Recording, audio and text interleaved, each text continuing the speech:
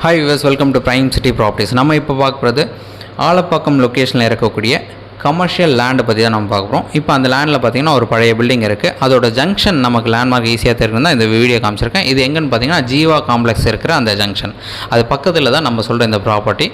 So இந்த ப்ராப்பர்ட்டியோட frontage பார்த்திங்கன்னா கிட்டத்தட்ட 28 அடி ஃப்ரண்டேஜ் இருக்குது. நல்ல ஃப்ரண்டேஜ் இது. ஸோ இந்த ப்ராப்பர்ட்டி ஒரு 30 அடி ரோட்டில் கமர்ஷியல் பர்பஸ்க்கு யூஸ் பண்ண முடியும்.